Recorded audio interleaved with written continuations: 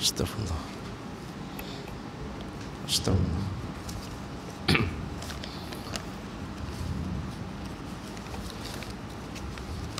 Astaghfirullahalazim, astaghfirullahalazim, astaghfirullahalazim allazi la ilaha illa wal hayyul qayyum wa atubu ilaih.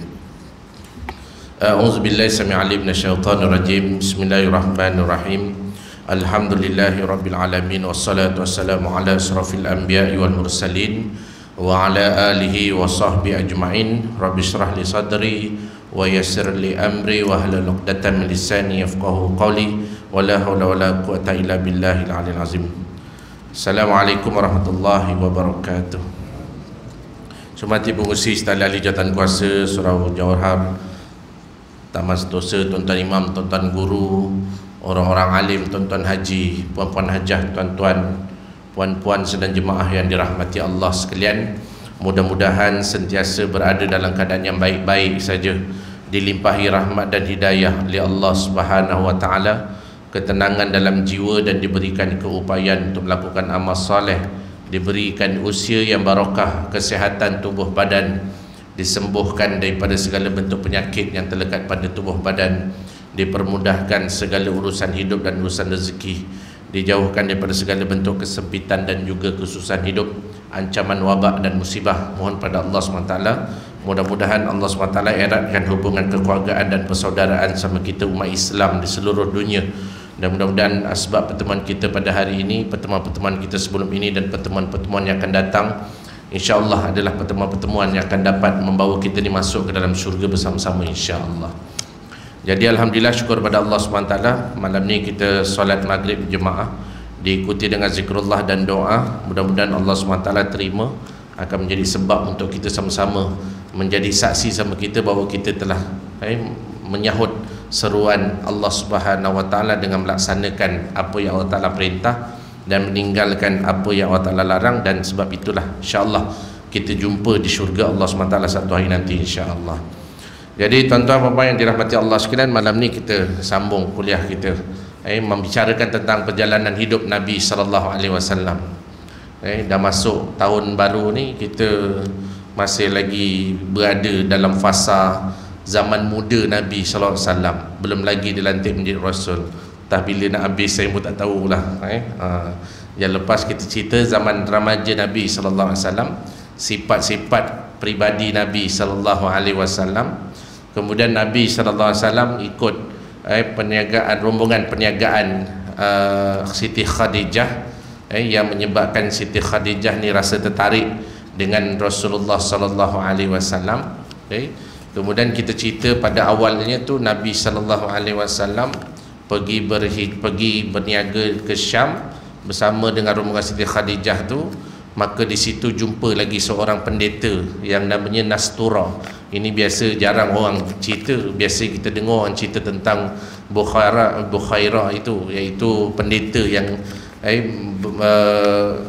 jumpa Nabi sallallahu alaihi wasallam ketika Nabi umur 12 tahun, ikut pakcik Nabi sallallahu alaihi wasallam. Maka pendeta Bukhairah ni tengok sifat-sifat ciri-ciri itu ada pada Nabi akhir zaman. Maka dia kata pada Abu Talib, bawa balik budak ni. Sesungguhnya kalau orang Yahudi tahu tentang Nabi akhir zaman ini, maka orang akan bunuh dia. Sejak daripada itulah Abu Talib ni rasa macam tak tenteram hidup dia. Kerana apa? Bimbang kalau orang-orang Yahudi ataupun musuh-musuh Islam itu mengapa-apakan Rasulullah sallallahu alaihi wasallam.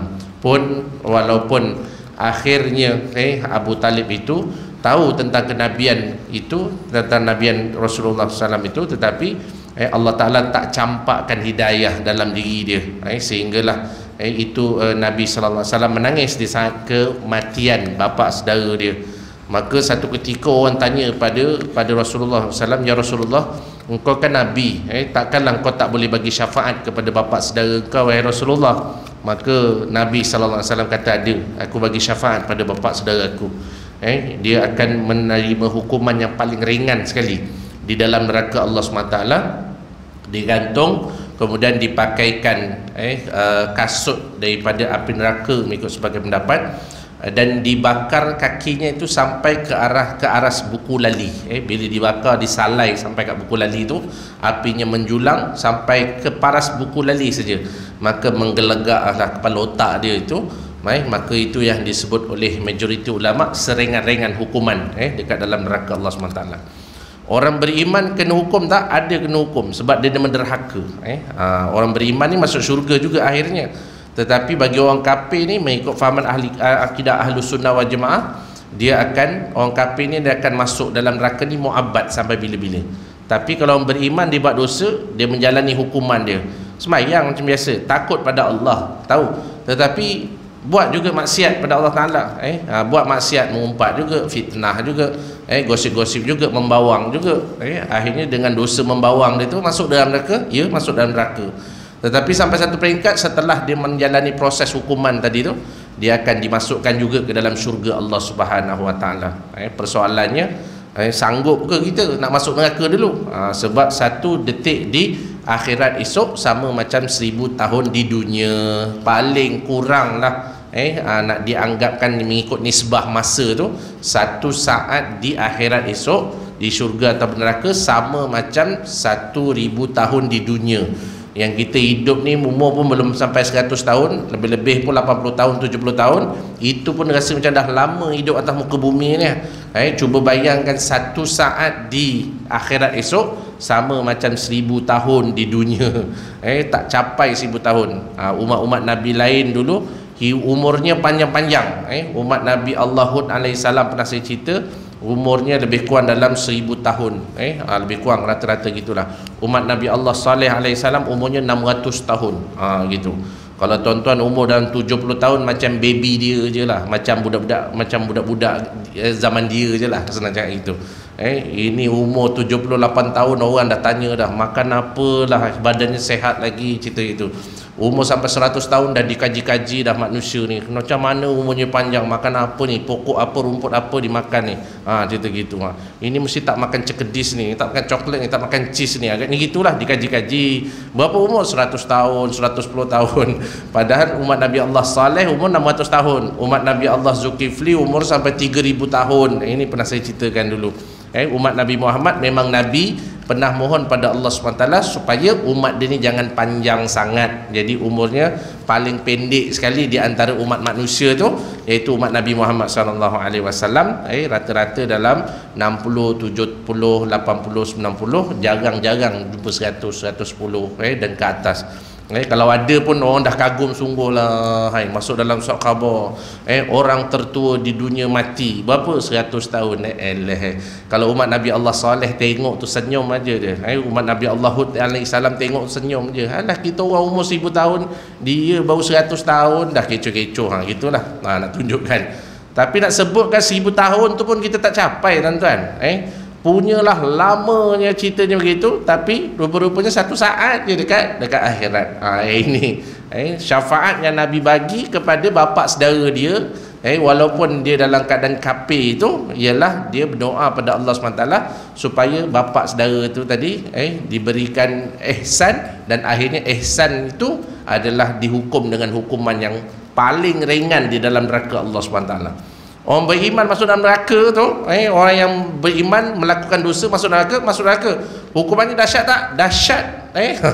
Dia tak sama hukuman macam Abu Talib, bapa saudara Nabi SAW. Jadi terus bermunajat pada Allah, mohon pada Allah SWT, mudah-mudahan kita ni tak termasuk di kalangan hamba-hamba Allah yang diazab oleh Allah Subhanahu Wa Taala. Jadi Nabi SAW kemudian sampailah umur dia lebih kurang dalam 20 tahun macam tu. Dia pun perjalanan hidup Nabi SAW tu, Nabi SAW dia pernah terlibat dalam peperangan, peperangan membantu pakcik-pakcik dia, termasuk Al-Haris itu, dalam peperangan Fijar namanya. Peperangan Fijar ni berlaku adalah disebabkan pertelingkahan antara kaum. Ni pertelingkahan antara kaum yang ada di Mekah pada ketika itu, dan akhirnya berlaku peperangan yang panjang berlarutan. Jadi pakcik Nabi SAW ini bersama orang-orang Quraisy yang lain bergabung dengan Bani Kinanah, menentang suku apa namanya, suku kabilah Qais Ailan nama dia. Peperangan antara kaum, cerita gitulah.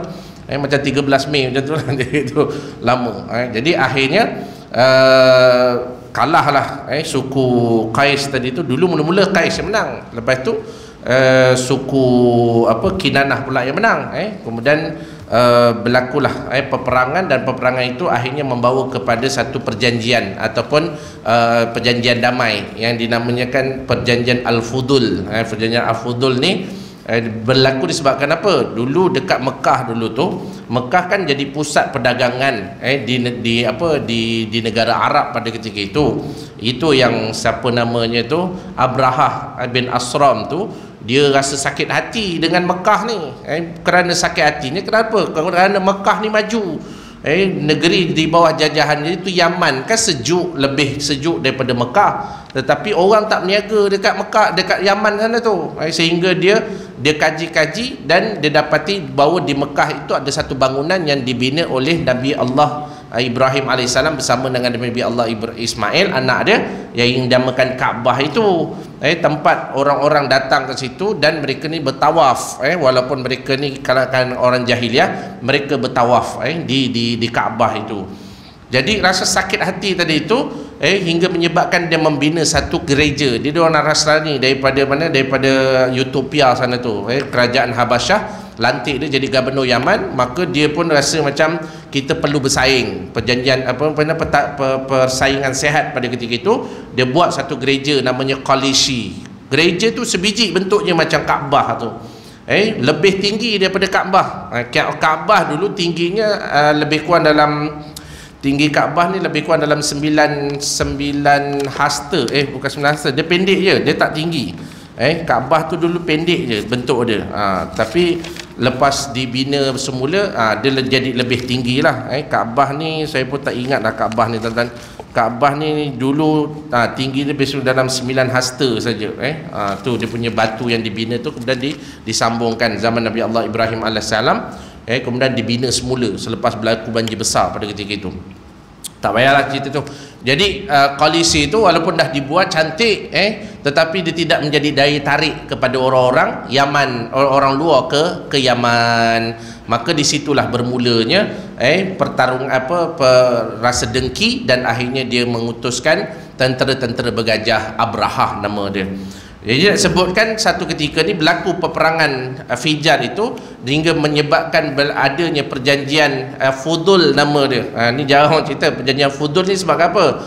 Ada seorang lelaki pedagang daripada luar. Jadi bila pedagang tu daripada luar, maka pedagang tu daripada suku apa? Daripada suku Zubaid nama dia, daripada suku Zubaid.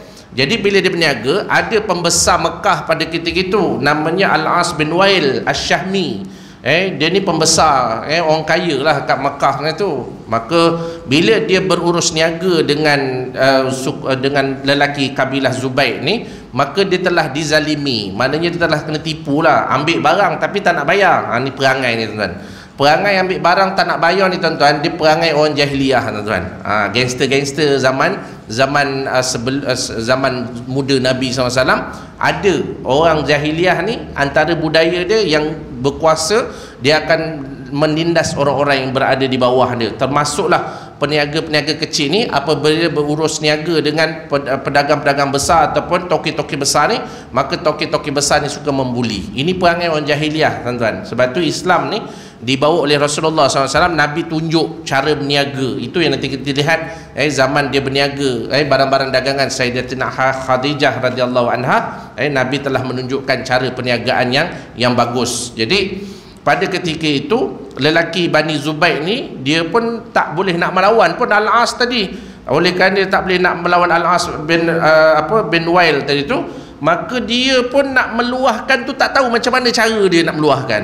Apa dia buat? Dia pergi naik ke satu tempat yang tinggi, dia pun bersyair. Dia pandai syair. Orang-orang Arab dulu, antara daya tarikan dia, siapa yang pandai bersyair ataupun menulis karya-karya yang bersifat puisi dan seumpamanya, mereka ni akan dipandang mulia. Dulu dia ada ranking tertinggi. Kalau dia orang ni dalam kabilah satu kaum ni, ada seorang ni dia boleh buat gaya bahasa yang hebat, kemudian dia gunakan gaya bahasa tersebut untuk dia menaikkan martabat kaum dia. Dia buat puisi yang canggih. dia buat syair yang best-best tentang kaum dia, maka dia ni dipandang mulia di kalangan masyarakat. Cerita gitu tuan-tuan. Kita orang Melayu tak. Kalau dulu siapa yang pandai syair apa semua itulah menjadi tumpuan. Hujung-hujung minggu berkumpul dengar syair, tak adalah tu. Kalau di belah-belah utara sana jadi tukang karut, tok dalang apa benda semua macam itulah lebih kurang. Tapi budaya tu dia tak bawa lah sampai kalau Arab ni dia syair dia menaikkan ataupun memuja-muja dia punya kabilah dia. Kalau dia nak memuja seseorang tu, maka dia akan puji sungguh-sungguh lah, sampai orang tengok dia tu hebat sungguh lah.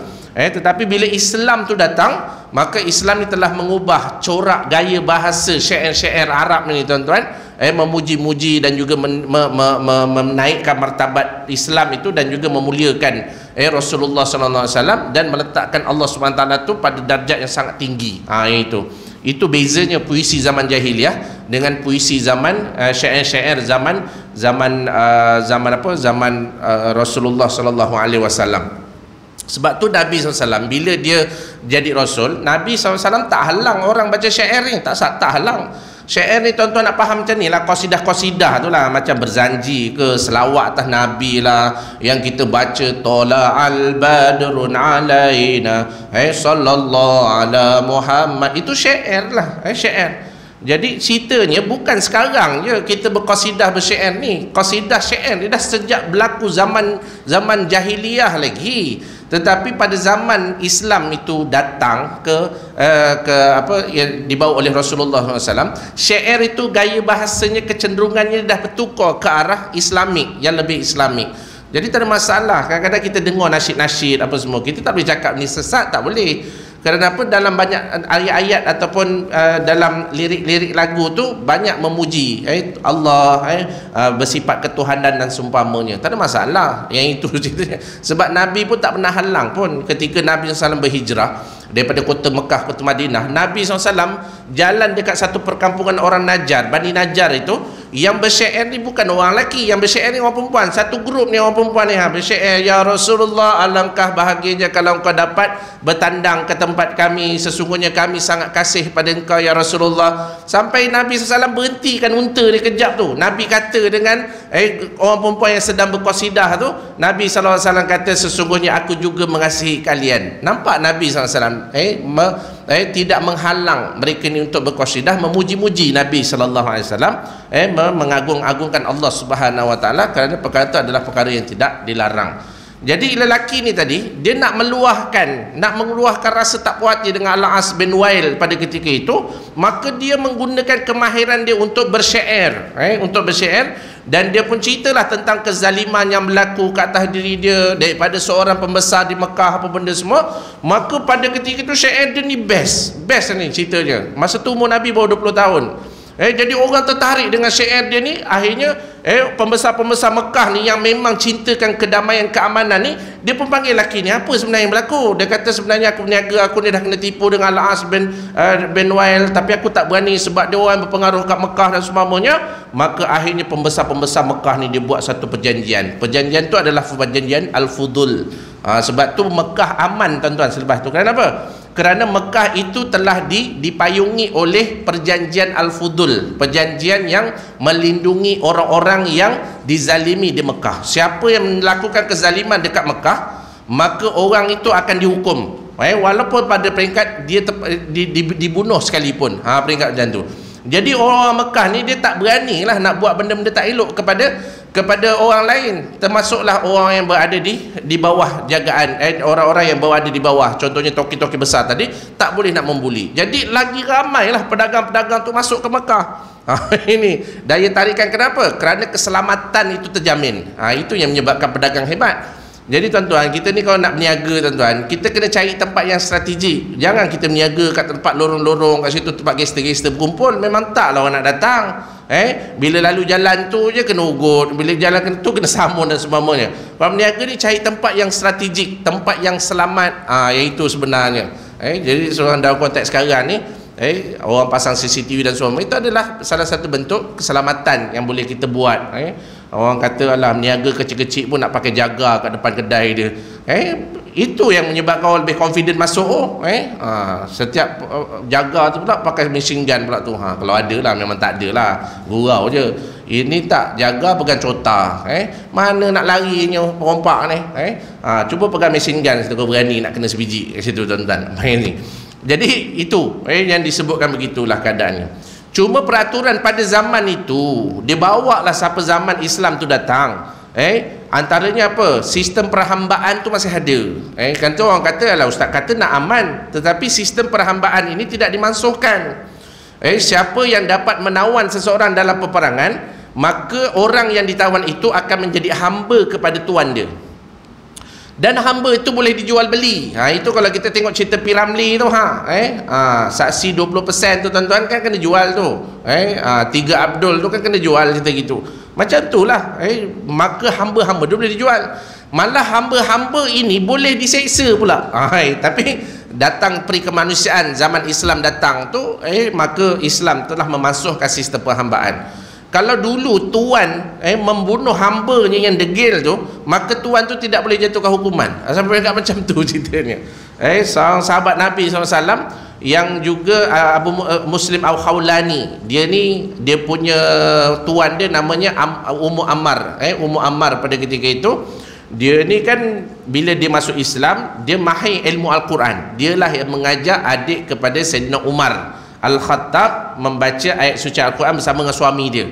Adik Sayyidina Umar kan nama Fatimah. Ketika Umar nak pergi bunuh Nabi SAW sebab tak puas hati dengan Nabi, maka orang tanya, dia kata, wahai Umar, kamu nak gimana? Aku nak bunuh Muhammad. Muhammad yang menyebabkan pecah belah dekat dalam masyarakat kita ni, di Mekah ni.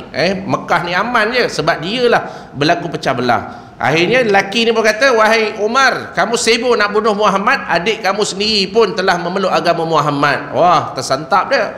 Dia pergi rumah adik dia Siti Fatimah tu. Ketika itu dia sedang belajar Al-Quran dengan Abu Muslim Al-Khawlani. Abu Muslim Al-Khawlani tuan-tuan, dia ni masa dia jadi hamba ni tuan-tuan, dia punya seksa dia macam mana. Dia ni seorang yang pandai membuat atau menempa besi, dan dijadikan senjata, baju besi dan seumpamanya.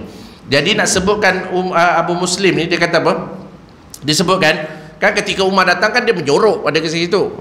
Jadi Abu Muslim ni tuan-tuan, dia ni ambil apa, ketika masuk Islam, orang datang kat tempat dia tu, dia ambil besi-besi yang belum dilebur tu, kemudian mereka ni bakar sampai merah menyala tu, kemudian ditabur kat atas lantai, dia angkat ramai-ramai badan Abu Muslim Al-Khawlani tu, dia pun letak dekat atas bara api tadi tu, kemudian mereka pijak, sehingga cecair yang keluar pada badan dia tu yang memadamkan bara api tu. Nak tengok seksa ni gitu tuan-tuan.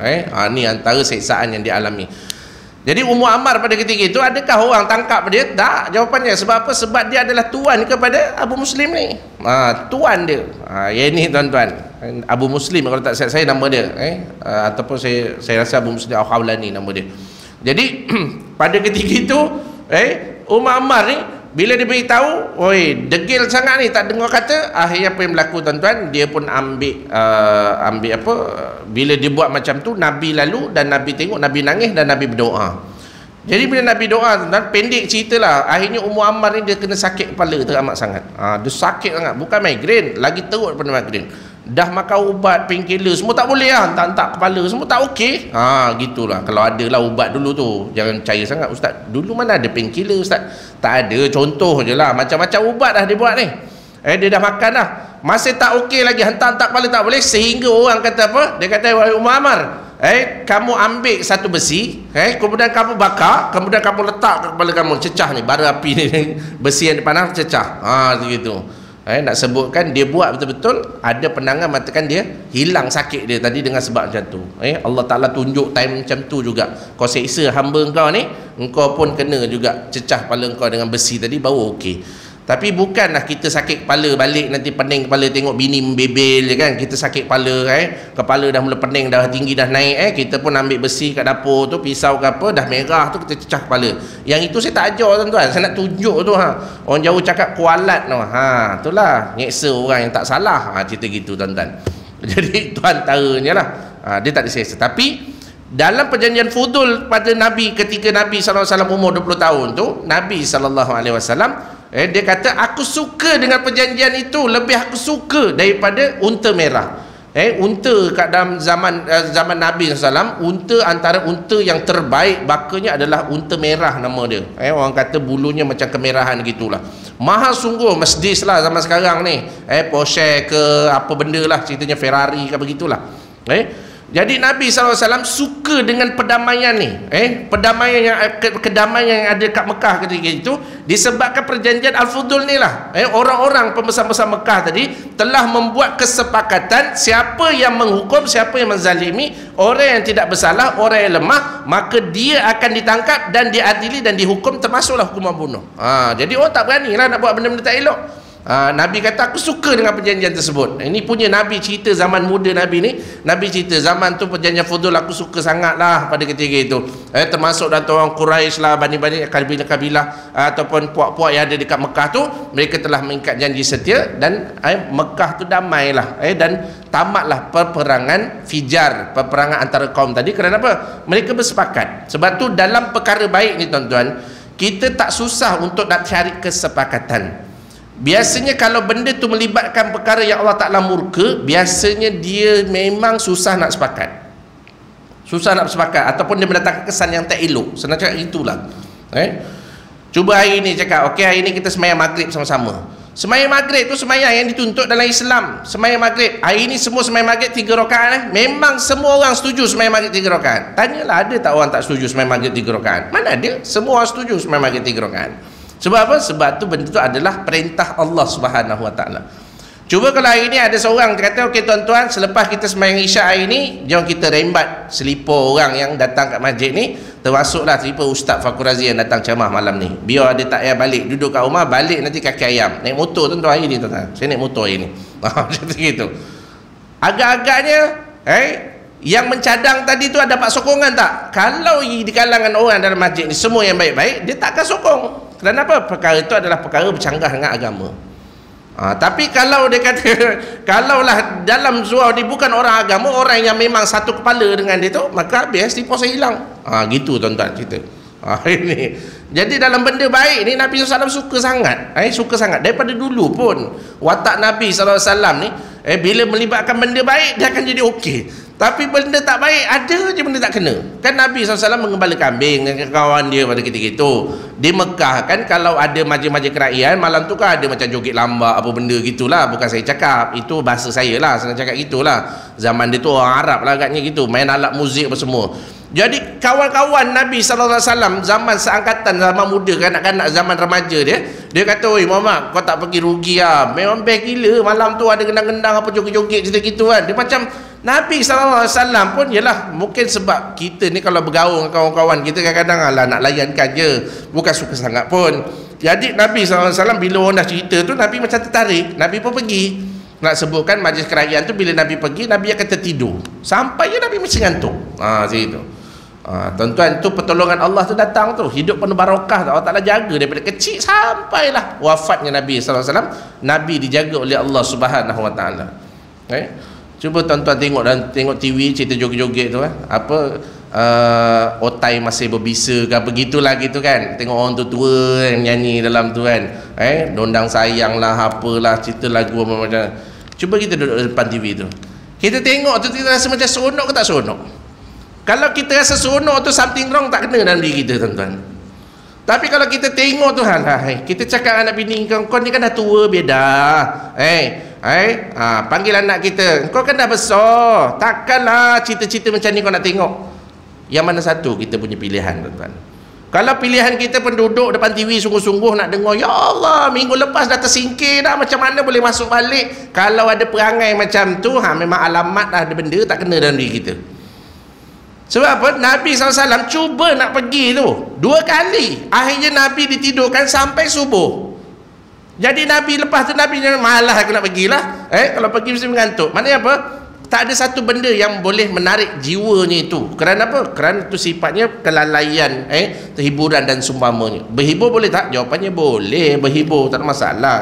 Tapi kalau benda yang melibatkan kadang-kadang tengok TV dah tuan-tuan, terlonjak-lonjak apa benda lah, menyanyi suara sedap tak sedap, lepas tu ada orang kritik, kan mengaibkan orang di halayak ramai tu. Itu pun ramai yang menyokong. Berapa banyak hari ni rancangan-rancangan TV yang melibatkan kritikan secara terbuka. Sedangkan Islam mengajar apa? Kalau nak tegur, tu tegur secara hikmah, secara yang lemah lembut, dengan cara yang baik, mauizah hasanah. Tapi hari ini fitnah akhir zaman, banyak rancangan-rancangan yang mempamerkan kritikan secara terbuka, mendedahkan aib secara terbuka, kemudian bangga kena kritik. Ini perangai apa ni tuan-tuan? Kita bercakap, tuan nyanyi tak sedap, awak ni nyanyi tak sedap pun, juri tu, padahal suara dia pun tak sedap. Dia boleh komen Tuhan, orang yang nyanyi tu macam suara dia sedap sangat, cerita gitu. Itu ada orang boleh bawa lagu dandut, ada orang boleh bawa pop rock, ada orang yang bawa rock, ada orang boleh lagu balada lah, apa benda macam tu kan. Tak semua orang boleh menguasai intonasi lagu tadi tu. Orang dah biasa nyanyi dandut, dia suruh nyanyi lagu nasyid, memang ke laut dah. Jadi apa? Dia membuka ruang untuk orang mengkritik dia. Bangga kena kritik tuan-tuan. Lepas tu kena singkir, masuk dalam Facebook, semua netizen kutuk suara tak sedap. Apa benda juri ni, sepatutnya orang ni kekal kat dalam. Sebab apa? Sebab dia penyokong pada penyanyi yang kena singkir tadi. Yang tak menyokong penyanyi yang kena singkir, apa dia buat? Padan muka dia, patutnya round yang pertama, hari pertama dia ni kena singkir siap, patutnya tak terpilih pun. Nampak tak tuan-tuan? Apa yang berlaku? Tomahan berlaku di mana-mana, dan akhirnya benda tu menjadi sokongan orang. Rosak masyarakat tuan-tuan dengan benda-benda macam ni tuan-tuan. Ini rosak masyarakat kita disebabkan benda-benda yang sifatnya macam tu, mendedahkan aib orang di halayak ramai. Hari ini sangat bimbang tuan-tuan. Aib laki bini pun dedah dekat dalam media sosial, dengan Facebook, anytime anywhere boleh baca, boleh tengok tuan-tuan. Tengok keadaannya. Suami cerita tentang aib isteri cerita tentang aib suami. Lepas itu siapa yang menyokong? Contohlah dia artis lah agaknya gitu kan, yang netizen yang menyebelahkan suami, maka dia pun kutuk yang bini ni tadi tu. Siapa yang menyebelahi isteri? Oh, yang ini cerita gitu. Ada cerita-cerita orang kahwin lain lah, apalah, tak puas hati lah, gaduh. Biarlah ada 3 orang, kita tak ada kena-mengena pun. Yang kita jadi penambah dosa ni buat apa? Abang jangan jadi macam ni bang. Gaduh kita laki bini sebab apa? Sebab kita tengok dalam Facebook tadi, laki kita terkian-kian, kau kenapa beda? Rupanya laki dia pergi ke ngeteh dengan kawan-kawan, kau tak tahu ke cerita yang terkini tu? Cerita mak silau lah, apa benda gitu. Dia punya orang tu laki tu gitu. Lah patutlah aku tak pasal-pasal kena marah dengan bini aku, punyalah aku kesetia dengan bini aku, tak pasal-pasal aku kena sound. Bengang suami tadi, tak buat apa-apa kena sound. Abang jangan nak buat macam ni bang. Kalau buat macam ni abang siap bang, saya pijak-pijak malam-malam, saya ambil gunting nanti. Dah gitu pula ceritanya tuan-tuan. Nampak tak kesan tu? Sedangkan Nabi SAW dijaga aibnya oleh Allah SWT. Nabi SAW dipelihara oleh Allah SWT supaya dia tidak melibatkan diri dia pada benda-benda yang sifatnya kelalaian ataupun sifatnya yang berunsur-unsur maksiat dan seumpamanya, pergaulan lelaki dan perempuan. Ini sirah yang kita nak faham dalam hidup kita ni. Bila kita baca tentang cerita pasal Nabi SAW ditidurkan ketika berada dalam majlis-majlis hiburan, ini kita kan dah tahu daripada dulu, zaman sekolah pun kita dah tahu dah berapa kali ustaz-ustaz cerita. Saya cerita ni saya buat mengulang aja sebenarnya, tapi intipati yang kita dapat, kalau itu pun Allah Ta'ala jaga, apatah lagi tentang maruah, aib dan seumpamanya. Sedih hari ini kita lihat masyarakat umat Islam mendedahkan aib sama sendiri, termasuklah aib suami isteri ini. Termasuklah aib suami isteri, tuan-tuan. Dedahkan aib sendiri pun ramai.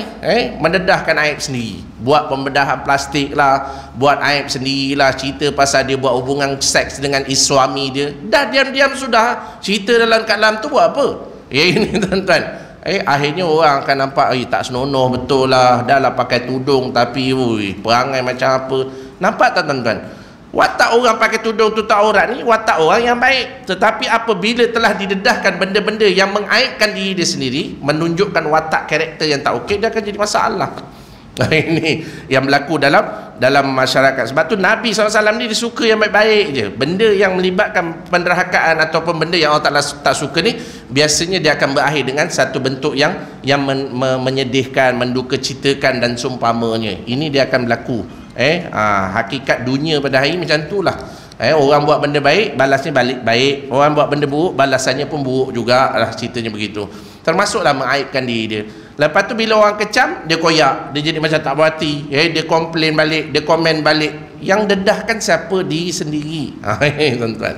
Sebab tu bila kita ada masalah ke apa, cari orang tengah. Cari orang tengah, cerita.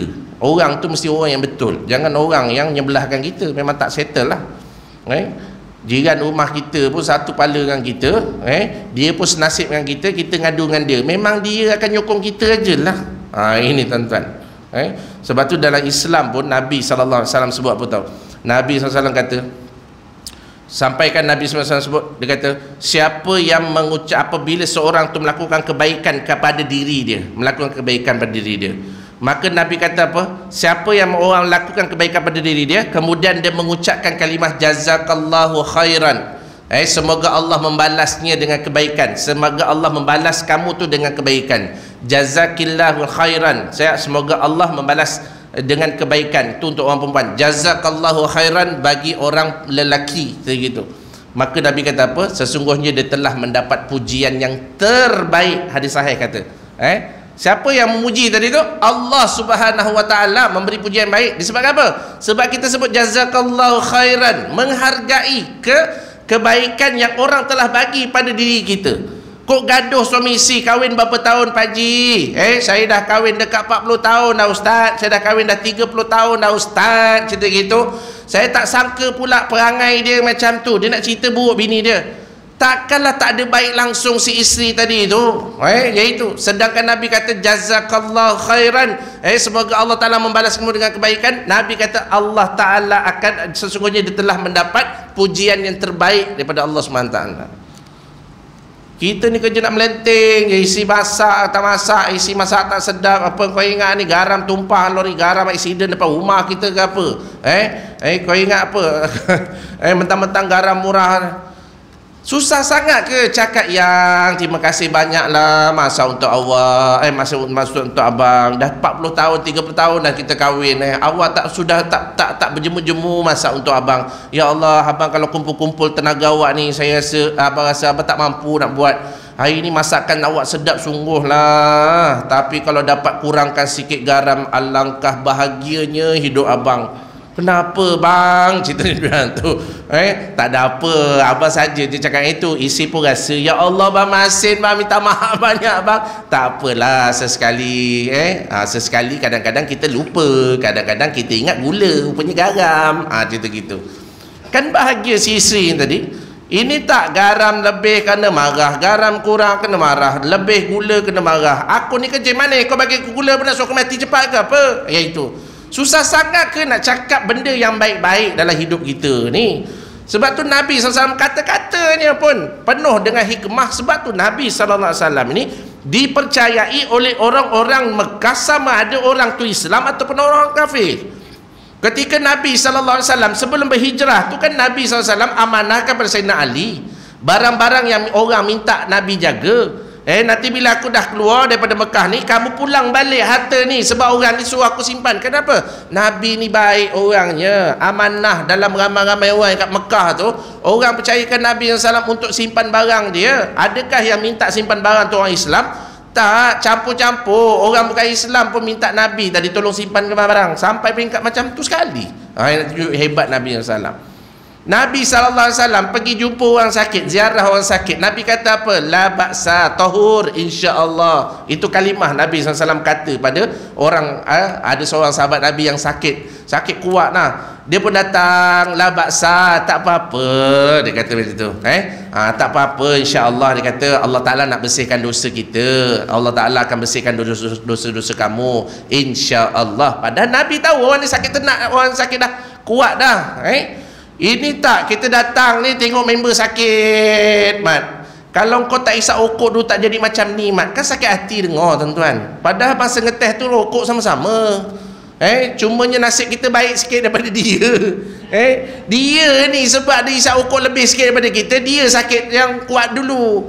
Lepas tu kan sebulan 2 bulan kan kita pula yang sakit. Sama-sama isap rokok. Tapi bila ziarah, kau kalau tak isap rokok, Mat, tak jadi macam ni, Mat. Tak sakit hati, tuan-tuan. Nabi jumpa sahabat Nabi Badui ni, kata la ba'sa, tak ada apa-apa, jangan risau. Walaupun Nabi tahu orang ni sakit tenat, orang ni sakit kuat lah, bukan tenat, dia sakit kuat lah. Yang itu tahur, Nabi kata apa? Tahur, Allah Ta'ala akan bersihkan dosa-dosa kamu. Kan memuji tu.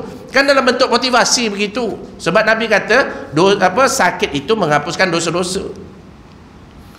Ini tak, kalau sakit aduh ini kan kadang sakit sabar hapus dosa. Sakit merungut tak reda bertambah dosa. Ini ceritanya. Sebab Allah Ta'ala ni nak ampunkan dosa kita bukan kerana kita taubat saja, tuan-tuan. Ramai orang tak bertaubat pun Allah Ta'ala ampunkan dosa dia. Allah Ta'ala hapuskan. Dalam hadis sahih. Antaranya apa? Kalau orang beriman ini dia sakit, Allah Ta'ala akan hapuskan dosa-dosa dia. Dalam keadaan resah gelisah pun kerana Allah Subhanahu Wa Ta'ala, contohnya anak pergi masuk khusus polis ke tentera gitu, dah berapa bulan tak dapat dihubungi, kita kat sini risau je. Kerisauan kita tu pun menghapuskan dosa, Nabi kata.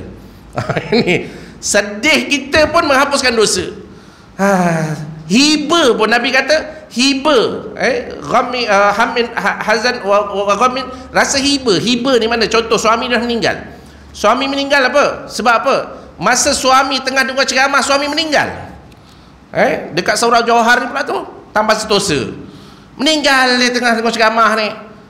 Nanti setahun, 2 tahun, ya Allah rasa macam hiba dia, rasa terkenang suami. Suami mati sebab apa? Suami mati tuntut ilmu, dalam keadaan dia sedang menuntut ilmu. Mati daripada ketika itu. Syahid tak? Syahid matinya tu. Dapat pahala besar. Kita rasa ya Allah hiba, ya Allah sabarlah, alhamdulillah, ya Allah berilah rahmat pada diri dia. Mudah-mudahan arwah ni. Dah 2 tahun dah rasa hiba dalam hati. Hiba tu pun menghapuskan dosa-dosa kita. Hebatnya Allah Ta'ala, maha pengampunnya Allah Ta'ala ni. Tak sebut sampai bingkat macam tu. Nabi kata-katanya la ba'sa tahur, jangan kamu risau, tak ada apa-apa. Nabi kata begitu. Tahur, Allah Ta'ala hapuskan dosa kamu. Kan seronok dengar. Ini suami aduh, kalau boleh satu rumah semua nak kena sakit juga macam dia, tuan-tuan. Habislah pahala dia tadi. Dosa patut dihapuskan, tak terhapus pun dosa, tambah dosa lagi. Sebab apa? Sebab tak sabar. Mesti tak habis ceramah saya. Baru nak masuk tajuk mesti dah melencong, tuan. Itu je cerita dia. Sebulan sekali kira nasib dan tuan, mana sempat-sempat lah ceritanya gitu. Ini cerita pasal perjanjian fudul ni tadi. Sebab Nabi suka yang baik-baik, tuan-tuan. Ini betapa hebatnya akhlak yang ditunjukkan oleh Rasulullah sallallahu alaihi wasallam. Jadi pada tahun yang ke-25 pada ketika Nabi SAW 25 tahun Nabi berniaga, ni kita dah cerita yang lepas. Kemudian Nabi SAW pada ketika itu berlaku satu banjir besar. Satu banjir besar. Banjir tersebut telah menyebabkan berlakunya keretakan pada struktur bangunan Kaabah tu. Sebahagian pendapat bangunan Kaabah tu hampir retak keseluruhan dia. Di situlah banjir itu dinamakan Sa'ilul Al-Arim. Sa'il Al-Arim. Itu banjir besar berlaku di Mekah. Jangan cakap Mekah ni baru banjir baru-baru ni, tak. Banjir Mekah sejak dulu pun bekas tu banjir. Cuma yang agak pelik tu sekarang ni, bila baru ni hujan turun di Mekah tu, kemudian apa yang berlaku? Rumput hijau tumbuh dekat bukit-bukit. Yang itu sebenarnya petanda-petanda akhir tu sebelum Dajjal keluar tu. Itu ceritanya. Tu tanda-tanda kiamat lah. Itu agak macam, kalau kata Mekah tak pernah hujan, Mekah hujan. Pernah banjir tak? Pernah banjir zaman Nabi SAW dulu. Sa'ilul Arim itu. Dan Nabi SAW tengok oleh kerana ada kesatuan di kalangan orang Mekah, maka pada ketika itu dibinakan balik. Cumanya kepercayaan orang-orang Mekah pada ketika itu di kalangan pembesar-pembesar ni, orang Quraisy yang ambil tanggungjawab untuk membina semula Kaabah yang telah rosak tadi tu. Ada 360 berhala kat keliling Kaabah tu. Kemudian semua termasuk Lata Uzza ni, berhala besar orang musyrikin Mekah pada ketika itu, semuanya rosak disebabkan banjir tersebut. Termasuklah Kaabah yang dibina oleh Nabi Allah Ibrahim, Nabi Allah Ismail. Maka pada ketika itu mereka mengumpulkan orang-orang Mekah, orang-orang yang berada di Mekah, dan mereka ni ada satu kepercayaan yang boleh membantu tugas membangunkan balik Kaabah itu adalah di kalangan orang yang baik-baik saja. Orang yang baik-baik saja. Antaranya dia tidak pernah berzina, dia tidak pernah minum arak, dia tidak pernah mabuk, dia tidak pernah melakukan riba atau penindasan dalam perniagaan. Maka orang ni dia yang layak untuk membantu. Salah seorangnya adalah Rasulullah SAW. Maknanya apa? Zaman jahiliah tu semua jahat tak? Tak, semuanya tak. Tak semua jahat, ada juga yang baik. Tetapi banyak budaya-budaya jahat disertai oleh orang-orang jahiliah satu ketika dahulu. Kalau kita kata Nabi pernah hidup tak zaman tu? Ya, Nabi pernah hidup zaman tu. Ketika Kaabah dibina semula, itulah Nabi SAW antara orang yang terpilih, kerana Nabi tak pernah berzina, Nabi tak pernah ada skandal, Nabi tak pernah ada tak pernah minum arak, Nabi tidak pernah mabuk. Padahal zaman itu adalah zaman penuh dengan kemaksiatan dan kekotoran di kalangan orang-orang Mekah. Tapi Nabi SAW termasuk di kalangan orang yang tidak pernah terlibat. Sedangkan dengar lagu-lagu pun Nabi SAW dipelihara oleh Allah Ta'ala dengan cara ditidurkan, apatah lagi nak buat benda-benda yang tidak sepatutnya. Dah masuk waktu kan? Cukup lah setakat tu tuan-tuan. Kemudian dibina balik, dia punya arkiteknya namanya Bakum. Bakum ni daripada Rom. Dia bina dengan tambahan ketinggian. Jadi tinggi dia sekarang lebih kurang dalam 15 hasta. Mekah Kaabah sekarang ni tingginya 15 hasta. Berlaku perebutan batu Hajar Aswad. Batu Hajar Aswad tu dia letak lebih kurang 1.5 meter. Jadi tuan-tuan boleh agaklah orang Arab tu tinggi macam mana.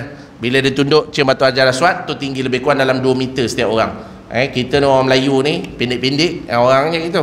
Jadi bila nak cium batu Hajar Aswad kata jinjit. Tapi orang Arab tu dia letakkan 1.5 meter daripada Kaabah. Nanti kita ceritakan pada masa-masa akan datang lah, insya-Allah. Ada kaedah bangunan dia, cara dibina untuk mengukuhkan. Dulu Kaabah ni bentuknya macam lain sikit, tapi selepas pembinaan tu jadi macam bentuk Kaabah yang kita pergi sekarang tuan-tuan. Jadi cukuplah setakat tu. Mudah-mudahan diberkati oleh Allah SWT. Ambillah sedikit pengajaran. Saya ajar yang kulit-kulit je, yang isi-isi nanti minta ustaz lain ajar. Gitu. Saya sampaikan cerita pasal tajuk je, ustaz lain akan syarahkan dia. Saya tak ada masalah. Cerita tajuk ni, cerita bual-bual lebih masa. Gitulah tuan-tuan. Jadi itu saja, mohon ampun dan maaf atas segala kekurangan. Wabillahi taufiq wa hidayah. Assalamualaikum warahmatullahi wabarakatuh. Tasbih kafarah suratul Asr.